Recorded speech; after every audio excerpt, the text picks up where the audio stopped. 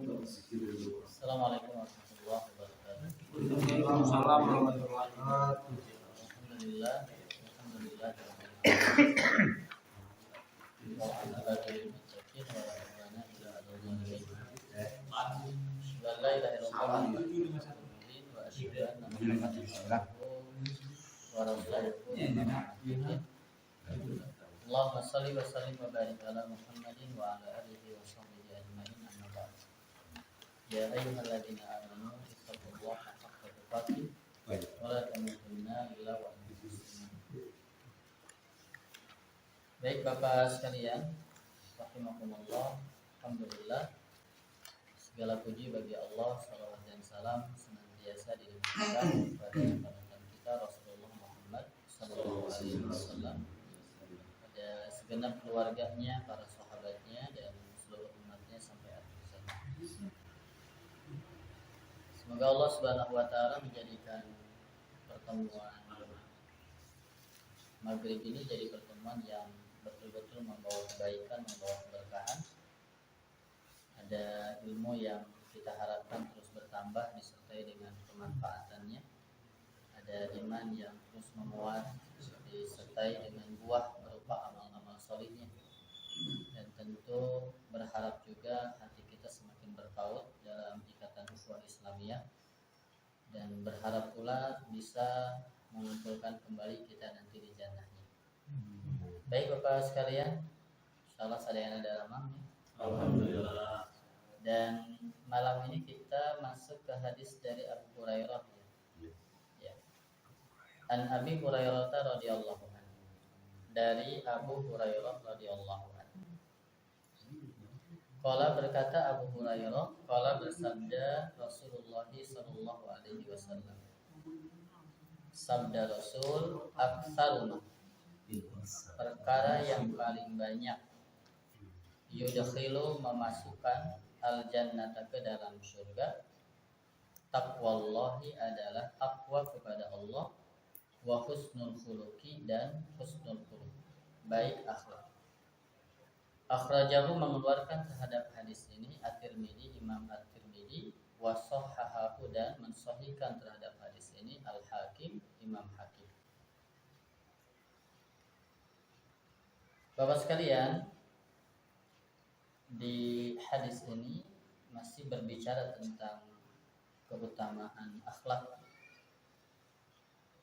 Tetapi dalam redaksi yang berbeda, ketika Rasulullah ditanya apa yang paling banyak memasukkan manusia ke dalam surga,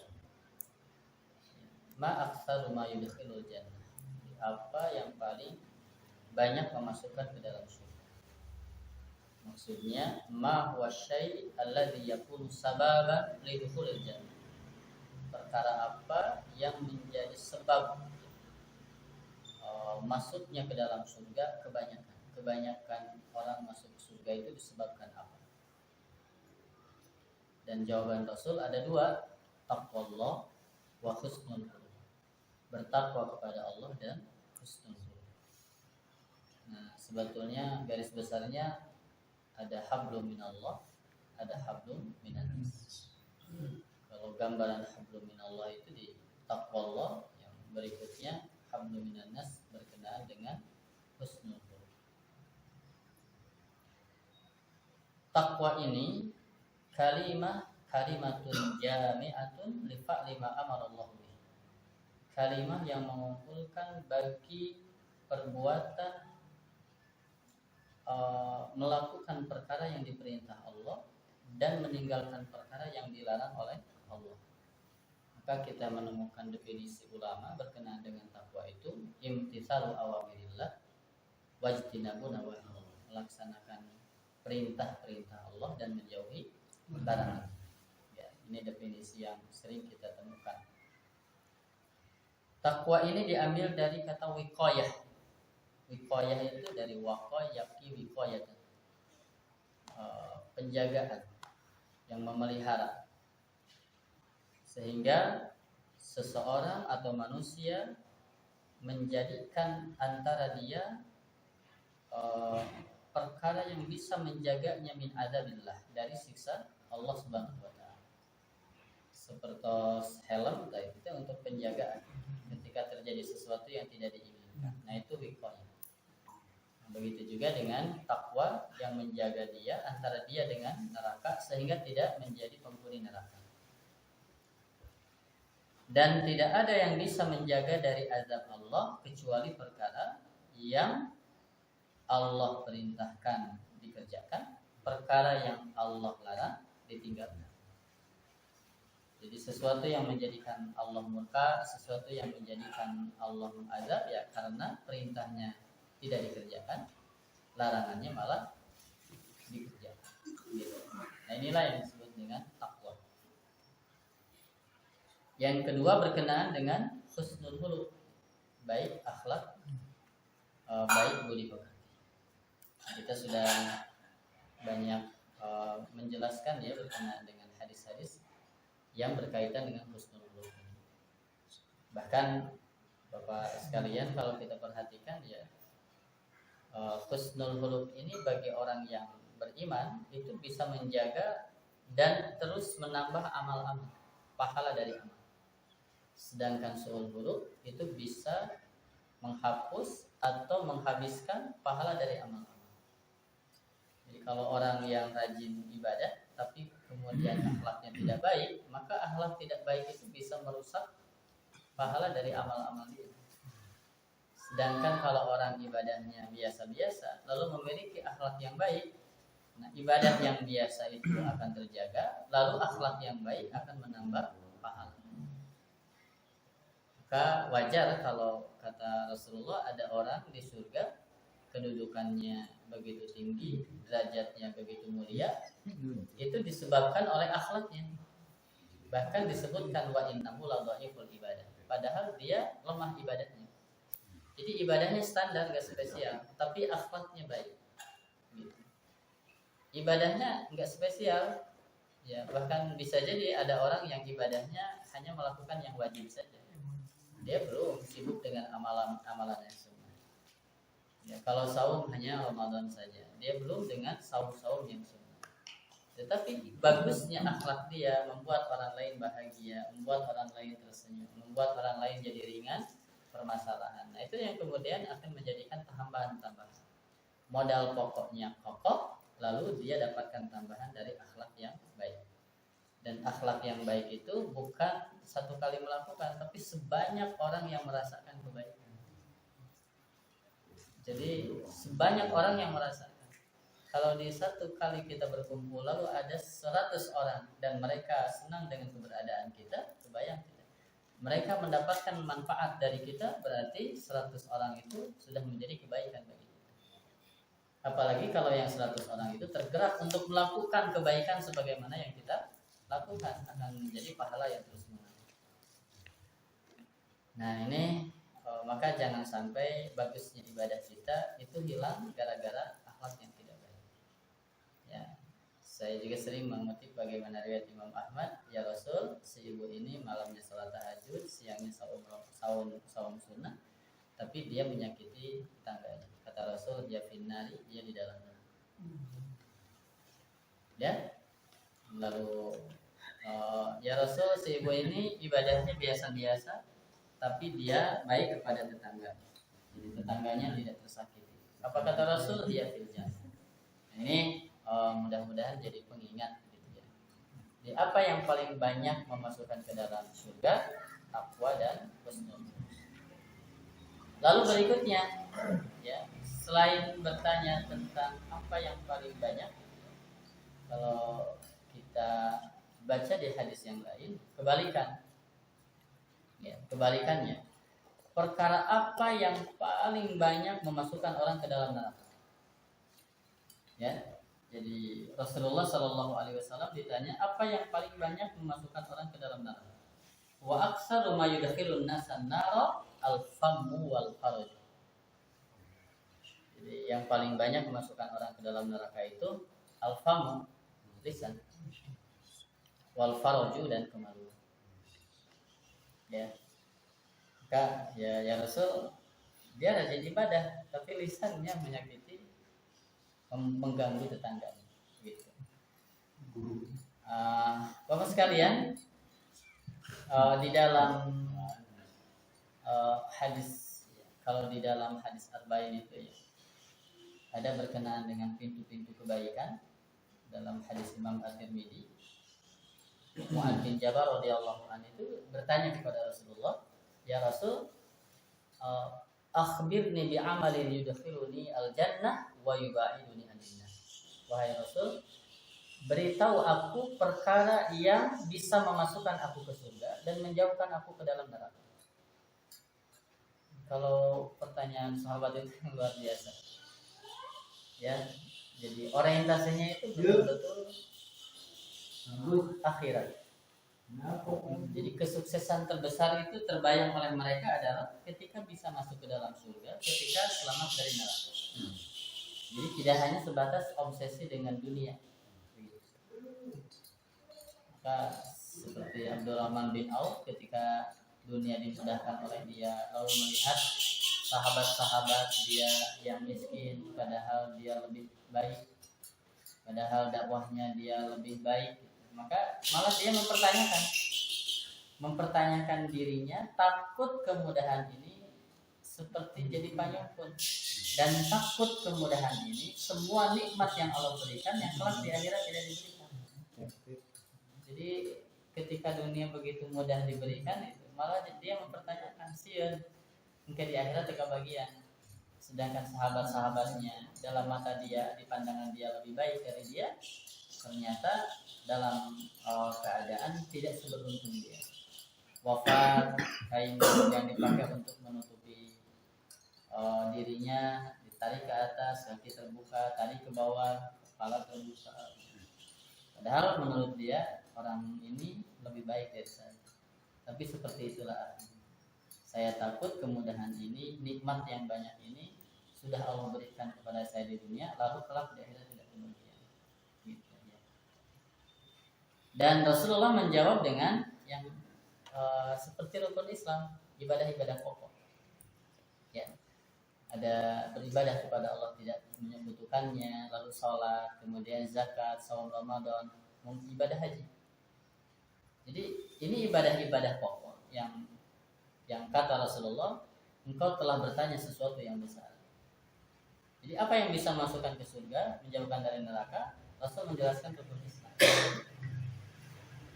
Lalu Rasul ngasih tambahan, mau tidak aku beritahu kamu tentang pintu-pintu kebaikan? Nah ini sudah mulai amalan-amalan sunnah. Seperti apa pintu kebaikan? Kata Rasulullah, as-saumu junnatun. Puasa sunnah, ayo perbanyak. Sedekah itu tutfi'ul khati'ah. Sedekah itu bisa memadamkan, menghilangkan atau menghapus kesalahan. Sebagaimana api itu bisa padam oleh air. Lalu sholatul rajul fi jawfil lail, salat tahajud. Nah, ini pintu-pintu kebaikan. Jadi Rasul menjelaskan pintu kebaikan dengan ibadah-ibadah unggulan tapi yang hukumnya sunnah. Lalu setelah itu mau nggak aku kasih tahu tentang pokok urusan, tiangnya dan puncaknya? Kata Rasul, pokok urusan Islam, tiangnya salat, lalu puncaknya jihad. Tapi ada hal yang menarik Bapak sekalian, berkenaan dengan 10 hari yang sedang kita jalani nanti sampai tanggal 10. Ini adalah hari-hari terbaik di mana amalan soleh itu menjadi amalan yang paling dicintai, melebihi jihad. Ya, tidak ada hari-hari di mana amal soleh lebih Allah cintai kecuali hari-hari ini. Hari-hari ini ya hari-hari yang 10 tanggal 1 sampai 10 Dzulhijjah. Sampai sahabat mengatakan walal jihadu fi sabilillah. Tidak juga ya Rasul dengan jihad fi sabilillah. Karena terbayang bahwa puncak dari Islam itu ya jihad. Tapi Rasulullah mengatakan 1 sampai tanggal 10 ketika beramal soleh maka menjadi amal yang paling dicintai. Dan kata Rasul, walal jihad fi sabilillah. Tidak juga dengan jihad fi sabilillah. Artinya, kalau kita melakukan amal salih pada saat-saat ini sampai tanggal 10, itu bisa mengalahkan jihad.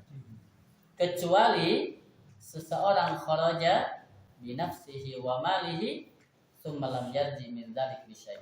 Kecuali seseorang yang keluar dari rumahnya, dia bawa hartanya sebagai modal perjuangan, dia bawa dirinya ya. Lalu kemudian dia tidak kembali lagi dengan membawa apapun. Artinya apa? Jiwanya mendapatkan kesyahidan, hartanya habis dipakai modal perjuangan. dia tidak pulang dengan membawa apapun kecuali seperti itu.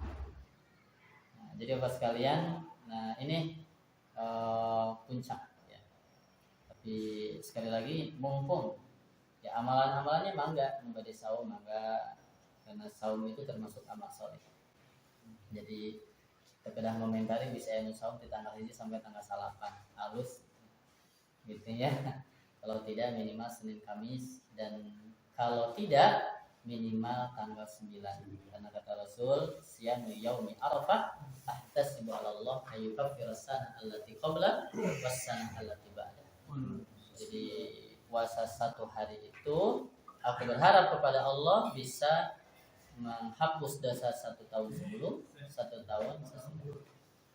Saling mengingatkan Bapak sekalian, nanti minimal tanggal 8 mau puasa di hari terbaik dunia ya. Arafah itu hari terbaik dunia ya. Batur kerwarukub, mereka mendapatkan keutamaan dengan wukufnya, maka jangan sampai kita ketinggalan jauh. Kita harus dapatkan dengan keutamaan saum. 1 hari saum pada hari Arafah, aku berharap kata Rasul bisa menghapus dosa 1 tahun sebelum, 1 tahun sesudah. Ya, maka saling emutan gitu. Baik, setelah membahas semua itu lalu ditutup, ala ukhbiruka bima la kidzalika kulli. Mau enggak aku beritahu yang bisa menguatkan semua itu.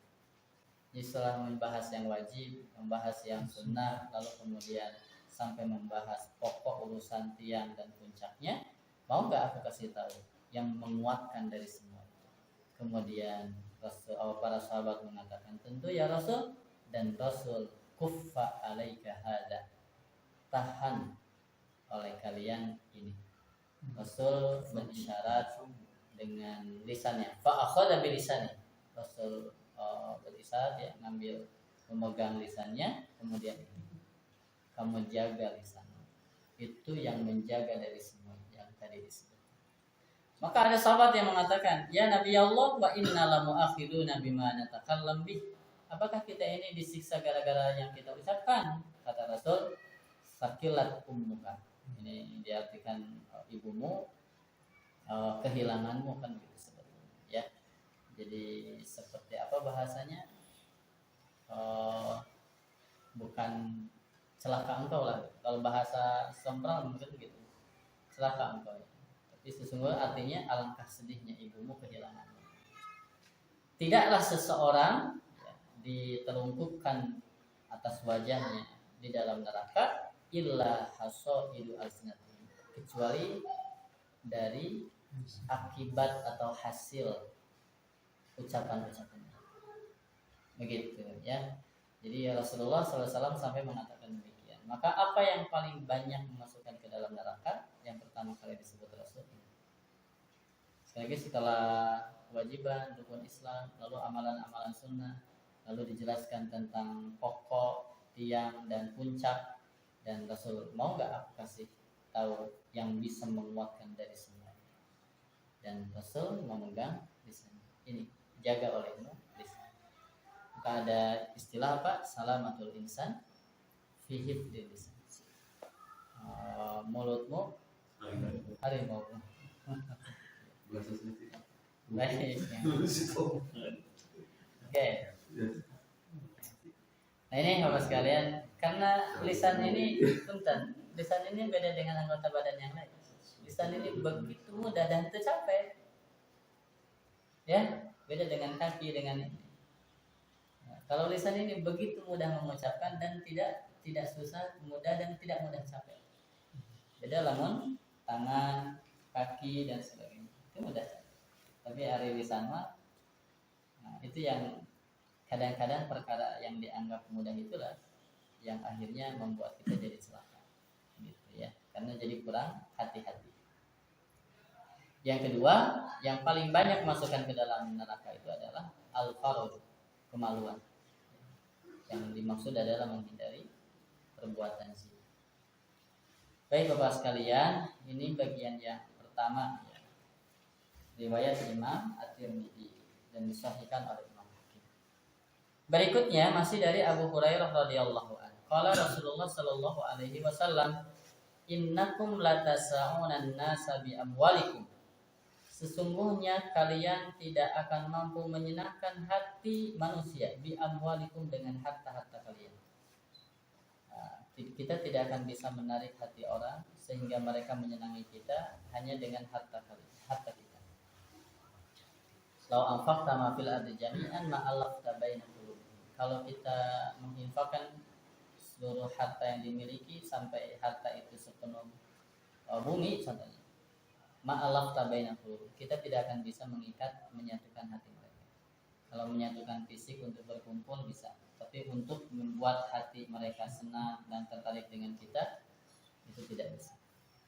Ya, jadi jangan sampai modal utama kita itu hanya harta, hanya kekayaan. Tetapi kata Rasulullah, walakin liyasahum bastul wajhi wa husnul khuluq. Tetapi hendaklah membuat hati senang itu bastul wajhi. Hati mereka senang itu bastul wajhi, yang pertama wajah yang berseri, yang murah senyum, bahasa Sunda mah somaya. Somaya ya, berseri. Wa husnul khuluq dan akhlaknya. Hadis ini dikeluarkan oleh Abu Ya'la, disahihkan oleh Imam Hakim.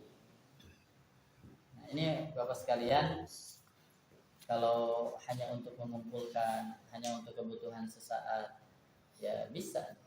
Tapi kalau ingin menyatukan hati, lalu ada doa, mereka bahagia, mereka senang dengan keberadaan kita, itu tidak bisa. Gitu ya. Ya, saya ke rumah somea bagus gitu ya, ke rumah bagus, ke rumah masihan atas dari akhlaknya saya itu berkumpul dua kebaikan ya, kebaikan harta dan kebaikan budi pekerti. Kebaikan harta dan kebaikan akhlak itu akan lebih bagus. Jadi mudah-mudahan ini pelajaran bagi kita, jangan sampai kita hanya dengan menggunakan kekuatan dunia untuk membuat orang senang dengan kita. Nah, kita tidak akan bisa kecuali kata Rasulullah dengan wajah yang berseri, dengan akhlak yang baik.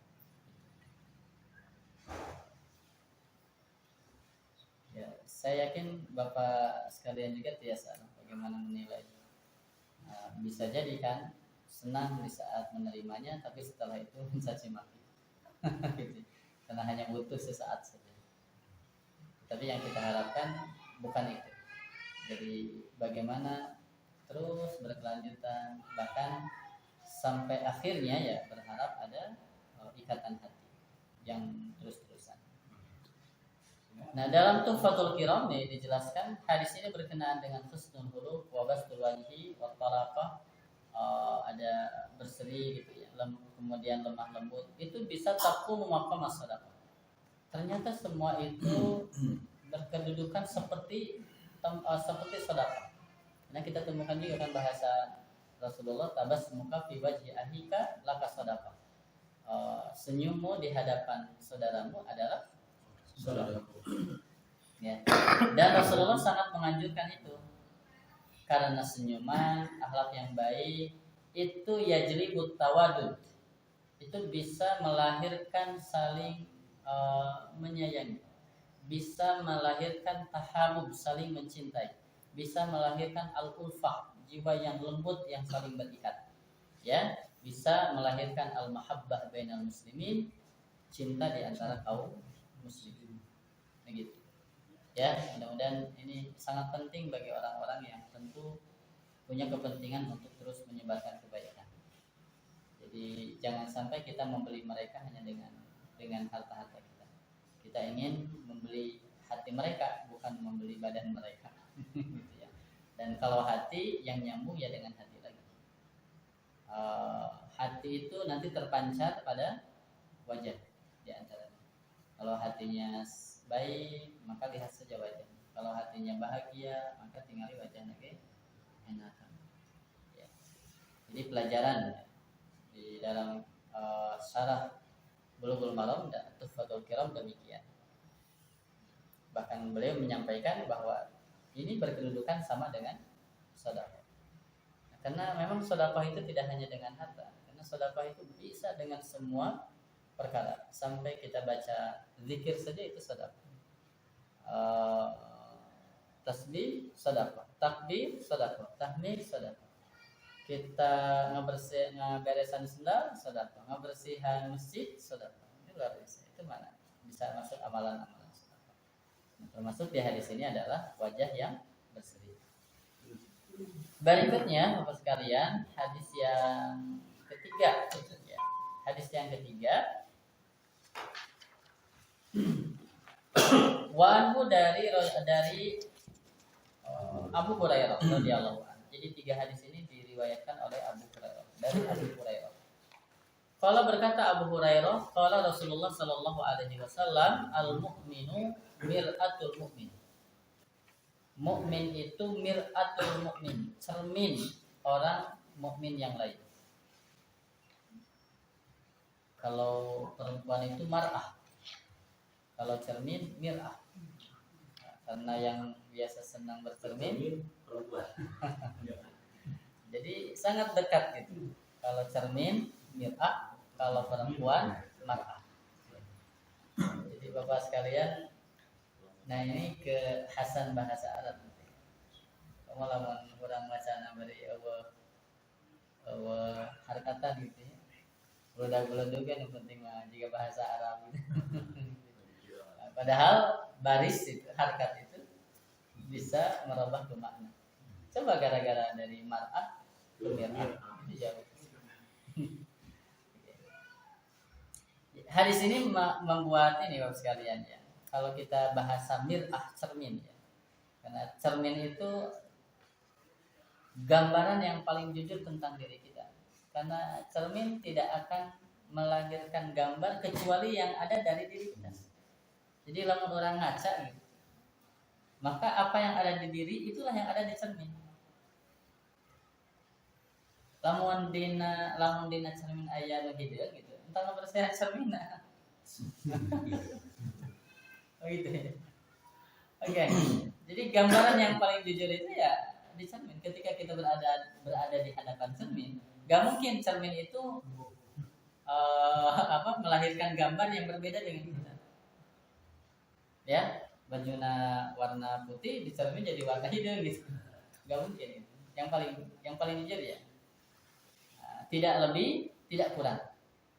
Nah, sehingga maksud hadis ini Bapak sekalian, seharusnya sesama mukmin itu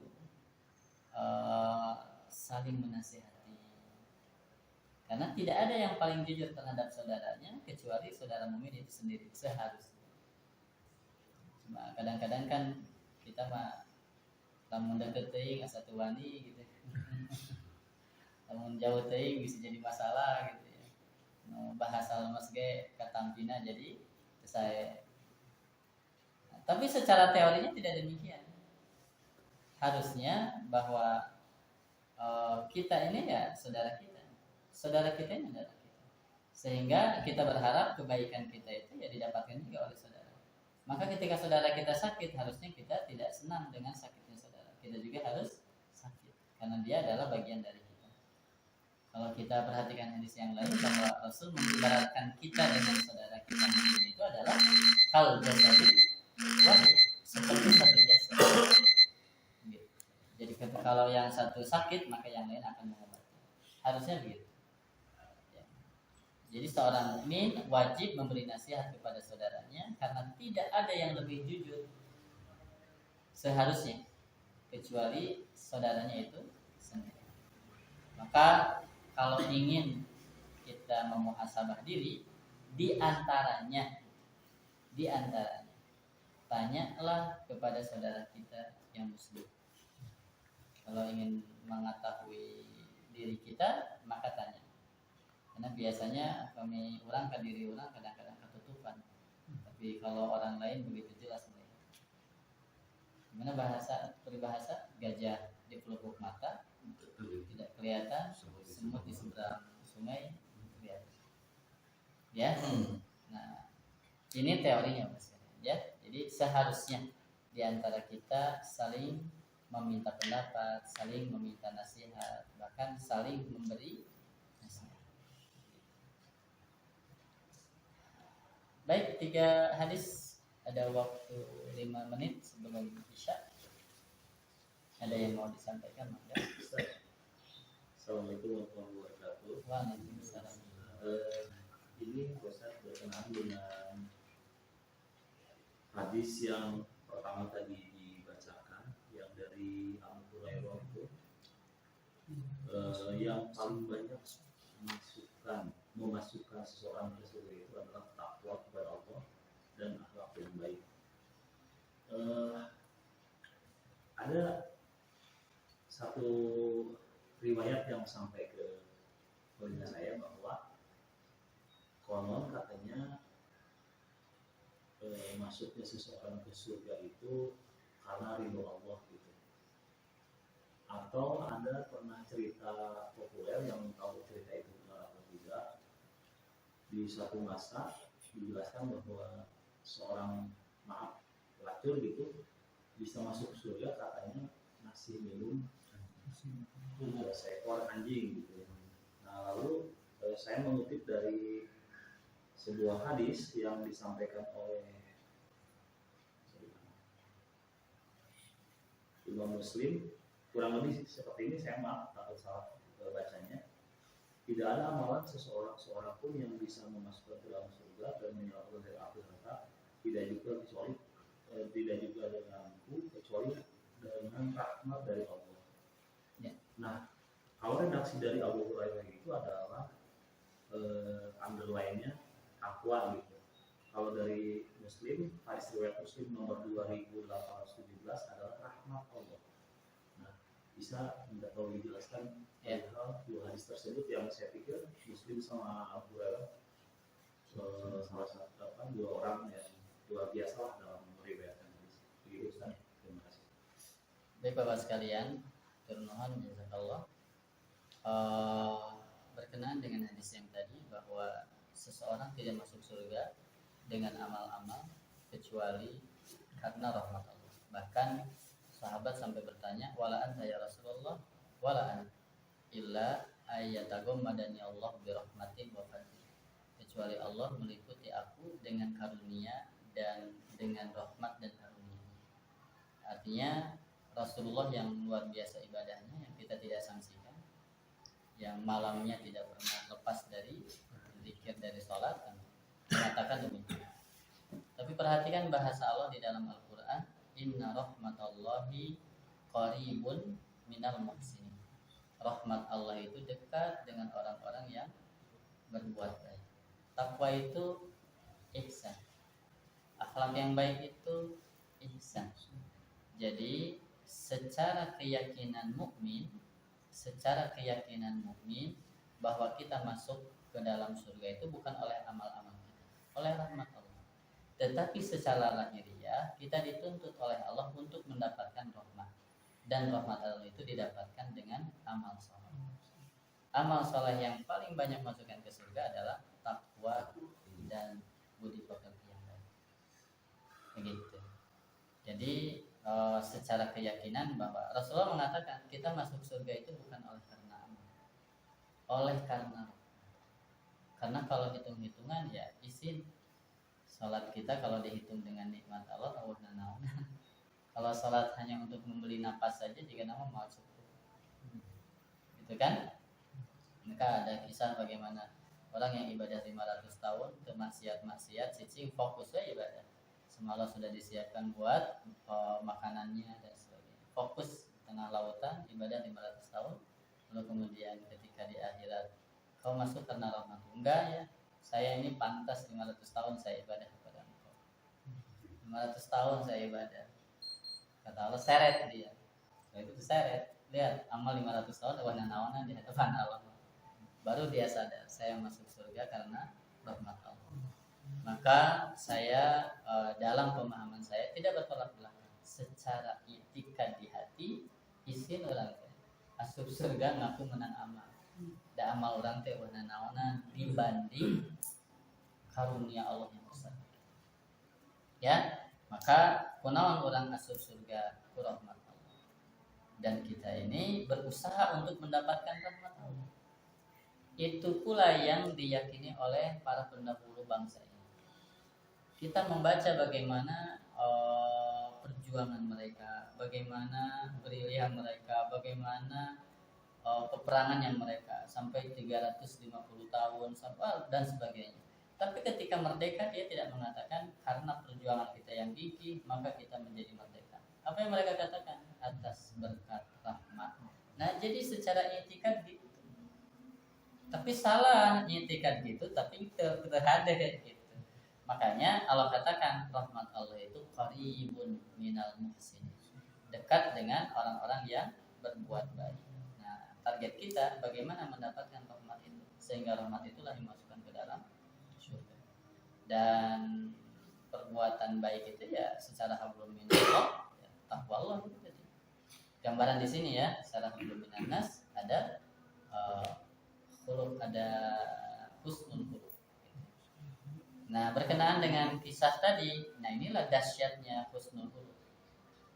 Coba ke binatang yang tidak dimuliakan oleh syariat, ya sebagian ulama menganggap najis, anjing itu najis, bahkan haram kan, innamal khamru hurrimat alaikumul maitatu waddamu walahmul khinzir, dimasukkan juga ke masalah anjing juga kan gitu.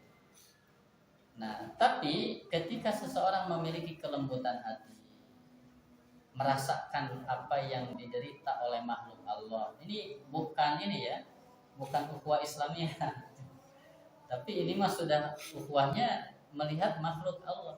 Karena anjing juga makhluk Allah, kucing juga makhluk Allah, hayam oge makhluk Allah.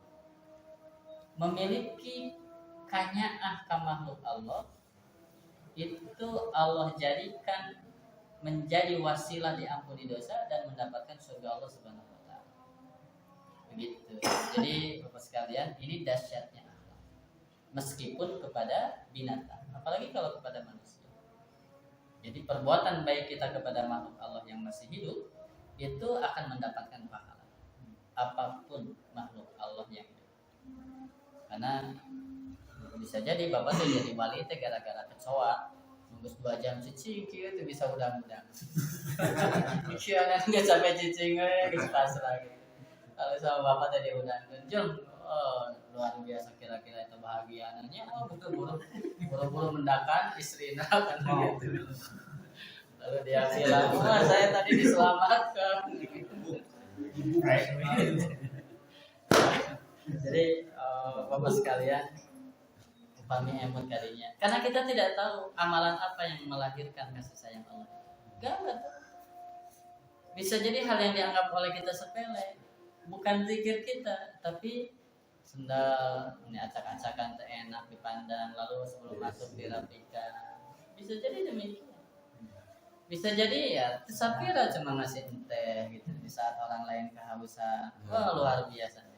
Artinya Bapak sekalian, pokoknya mah kata kuncinya tong menyepelekan amal sekecil apapun, karena kita tidak tahu amalan mana yang menjadikan Allah senang dengan kita. Gitu ya. Nah, termasuk ya bisa jadi aya nonton, aya anak hayam katinggalan culang cileun meureun cerik di dalam rumahnya. Indungna di mana, babaturanna di mana. Terus ke Bapak teh dititipkeun ka Gojek gitu ya. Bisa jadi kan gitu. Punten ya, ini artinya kesimpulannya apapun bentuk kasih sayang kepada makhluk Allah itu jangan dianggap sepele. Gitu. Ya, ada kasus yang masuk neraka gara-gara kucing kan? Ya, dikerem, tidak dikasih makan, kucing tidak bisa nyari makan sendiri sampai akhirnya mati. Udhibat imra'atun bikhirratin. Seseorang disiksa gara-gara kucing masuk ke dalam neraka bihirratin disebabkan hirrah kucing. Begitu. Ya, jadi mudah-mudahan ayat korelasinya antawis hadis-hadis yang tadi kita bahas dengan bahasa kita masuk surga karena rahmat Allah Subhanahu wa taala. Ya, baik Pak.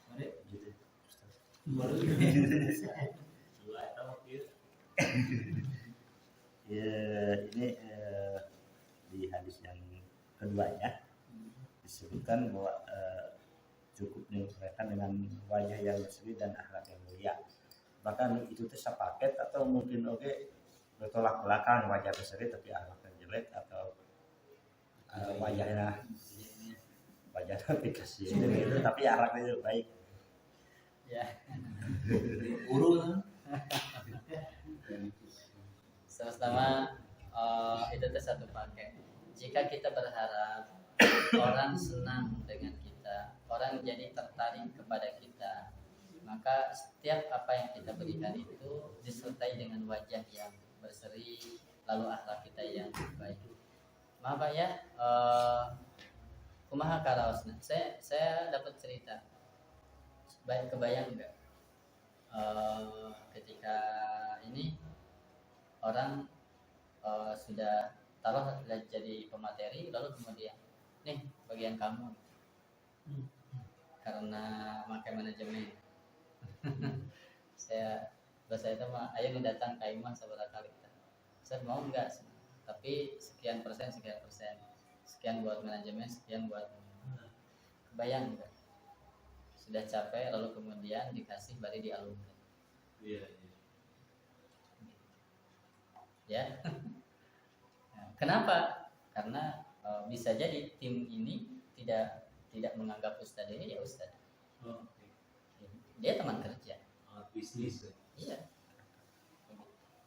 Dia kebayang. Ya. Nah, ternyata kan orang senang diberi, tapi dengan sikap seperti itu. Iya. Ya. Saya misalnya lah itu mah di negeri dongeng sanes diulang. Hanya kadang-kadang banyak yang bercerita. Ustaz, kalau saya mengundang itu pertanyaan pertama nanti gua dijemput pakai apa? Lalu nanti nginep di mana? Pertama di negeri dongeng. Insyaallah kan gitu ya. Nah, jadi Bapak sekalian, ketika mengharapkan orang senang dengan kita, lalu kita memberi, maka di saat memberi pun disertai dengan wajah yang berseri, dengan akhlak yang baik. Termasuk akhlak baik itu ya kita datang, kita memberi dengan tetap menjaga kehormatan dia. Jangan kita memberi untuk mengeksploitasi. Kita memberi berapa, contohnya kita memberi berapa, lalu kita mendapatkan berapa, karena kita bisa jadi kan demikian. Jadi jangan sampai niat memberi untuk mendapat wala tamnun tastakthir. Jangan sampai kita memberi berharap sesuatu yang lebih banyak dari yang kita beri. Gitu. Ya. Jadi apakah ini satu paket? Laras satu paket. Bahkan wajah yang tersenyum pun itu bagian dari husnul khuluq. Begitu. Ya. Akhlak yang baik. Dan dianjurkan oleh Rasulullah, makanya tabassum fi wajhika laka sadaqah.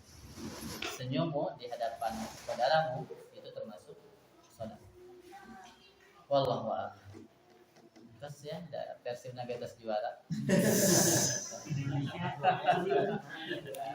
Assalamualaikum warahmatullahi wabarakatuh.